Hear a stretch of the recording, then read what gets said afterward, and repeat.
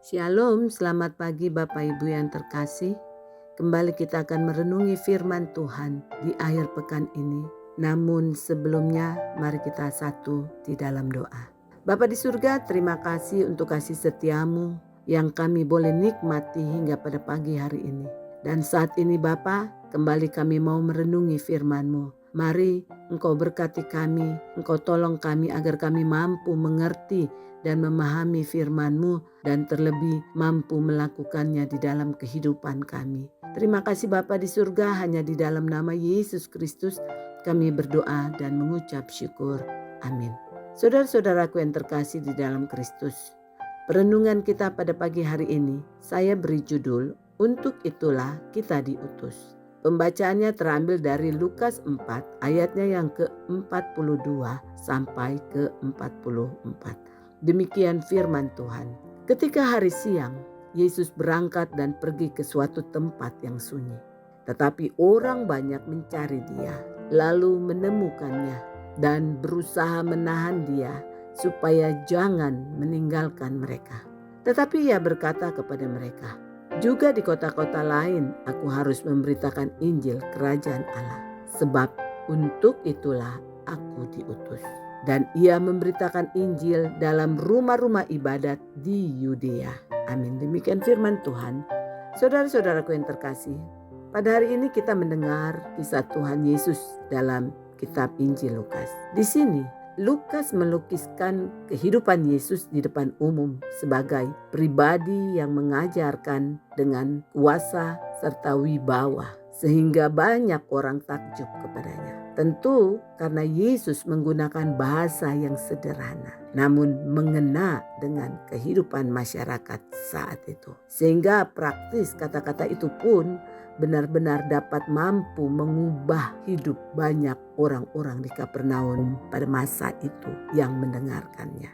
Kemudian Tuhan Yesus juga melanjutkan tugas perutusannya dengan menyembuhkan orang-orang sakit dan mengusir setan-setan yang merasuki kehidupan manusia. Nah, dikisahkan juga pada ayat-ayat sebelumnya bahwa setelah keluar dari sinagoga, rumah ibadat di Kapernaum, orang-orang meminta Yesus untuk mampir di rumah Simon untuk menyembuhkan ibu mertuanya yang sedang sakit demam keras. Lalu Yesus melakukan penyembuhan dengan gaya eksorsis.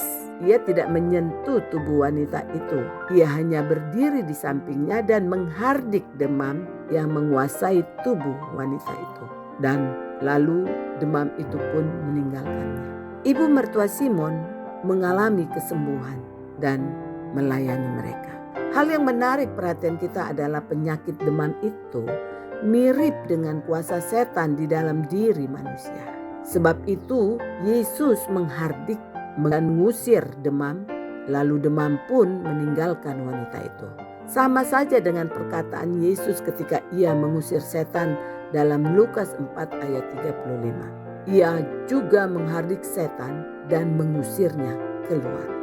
Nah, saudara-saudaraku, kemudian Yesus juga melanjutkan perutusannya dengan menyembuhkan banyak orang sakit dan kerasukan setan.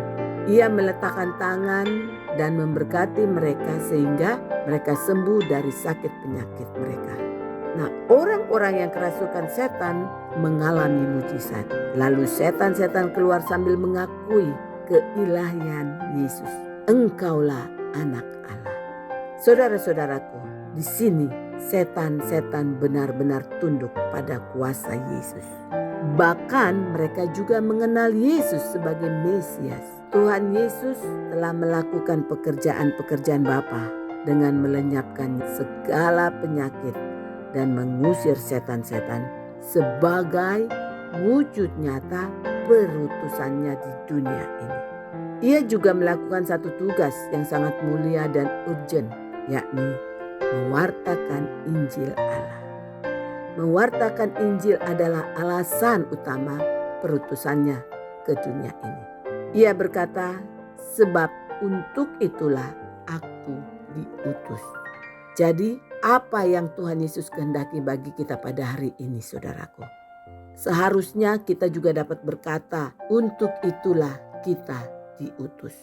Untuk mewujudkannya ada 4 poin berikut. Pertama, Tuhan Yesus mempertegas misi yang diberikannya kepada para rasul, yang juga menjadi misi gereja sepanjang masa. Ia mengutus para muridnya dengan pesan, pergilah dan beritakanlah. Kerajaan surga sudah dekat. Sembuhkanlah orang sakit, bangkitkanlah orang mati, tahirkanlah orang kusta, usirlah setan-setan. Kamu telah memperoleh dengan cuma-cuma, maka berikanlah pula dengan cuma-cuma. Matius 10 ayat 7-8. Nah, saudaraku, tugas gereja sepanjang masa itu adalah melakukan pekerjaan-pekerjaan Yesus ini, yaitu sebagai pekerja belas kasih Allah Bapa sendiri. Nah, apakah kita sungguh-sungguh terlibat dalam mewujudkan tugas perutusan Yesus di dalam gereja pada masa kini?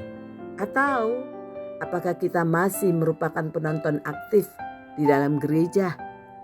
Nah, yang kedua, Injil Lukas menulis Tuhan Yesus berangkat ke tempat yang sunyi. Tuhan Yesus berdoa di sela-sela 1001 kesibukannya untuk menyembuhkan orang-orang sakit, mengusir setan-setan dan mewartakan Injil. Nah, sekarang pertanyaannya, apakah kita juga memiliki waktu untuk berdoa secara pribadi atau secara komunitas atau di dalam keluarga meskipun kita memiliki banyak kesibukan?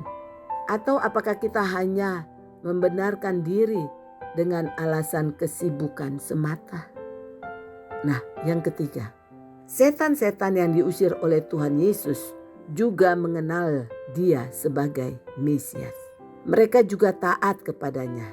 Jadi kita juga mesti belajar untuk memiliki rasa malu. Karena banyak kali kita hanya mengakui diri sebagai orang Kristen, tetapi sebenarnya kita belum mengenal dengan baik Tuhan Yesus Kristus itu. Kita belum menjadi pengikut Kristus yang benar. Bahkan kita sulit untuk mentaati semua ajaran Tuhan Yesus. Padahal setan-setan saja mengenal dan mentaatinya. Nah, pertanyaannya, mengapa kita masih sulit untuk mengenal Yesus? Mengapa kita masih sulit untuk taat kepadanya? Yang keempat, kita menerima tongkat estafet dari Tuhan Yesus untuk terlibat aktif dalam mewartakan Injil Kerajaan Allah. Kita tidak mewartakan dengan kata-kata saja, karena kata-kata bisa menjadi kata-kata kosong. Tetapi kita harus mewartakan Injil dalam dunia modern ini dengan cara hidup kita, dengan perbuatan-perbuatan baik kita. Perbuatan-perbuatan baik dan hidup yang nyata akan lebih memberi kekuatan di dalam pewartaan daripada sekedar berkata-kata tentang Injil.